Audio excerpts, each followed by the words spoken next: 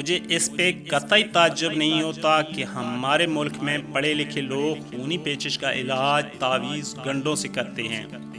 غصہ اس بات پہ آتا ہے کہ وہ ٹھیک ہو جاتے ہیں۔ کبھی اپنے بزرگ یا باس یا اپنے سے کم بدمعاش کی اصلاح کرنے کی کوشش مت کریں، انہیں غلط راستے پہ دیکھو تو 3 دانہ بندروں کی طرح اندھے، بہرے اور گونگے بن جاؤ، ہمیشہ ٹھاٹ کرو گے۔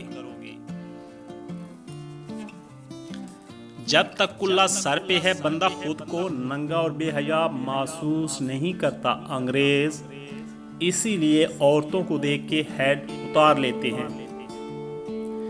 بنیادوں میں جو پتھر رکھے جاتے ہیں وہ سب کے پیروں تلے آتے ہیں، وہ نظر کسی کو نہیں آتے۔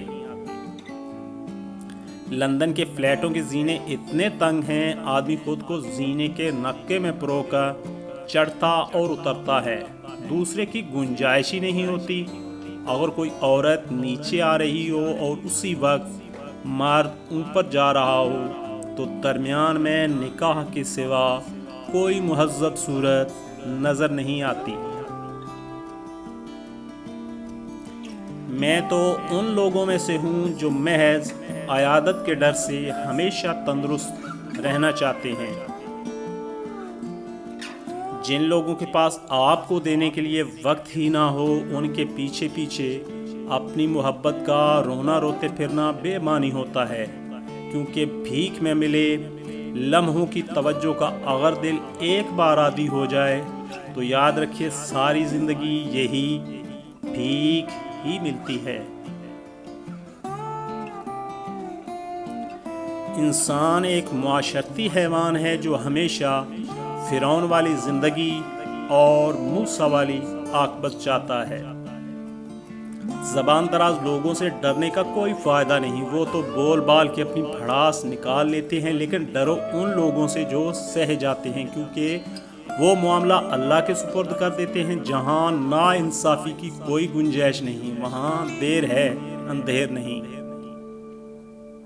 میں نے ایک چیز پر غور کر کے دیکھا، میرے رب نے مجھے کبھی میری ہمت اور برداشت سے زیادہ نہیں آزمایا، لیکن انسانوں نے ہمیشہ مجھے وہاں سے آزمانا شروع کیا جہاں میری ہمت اور برداشت کی حد ہوتی ہے۔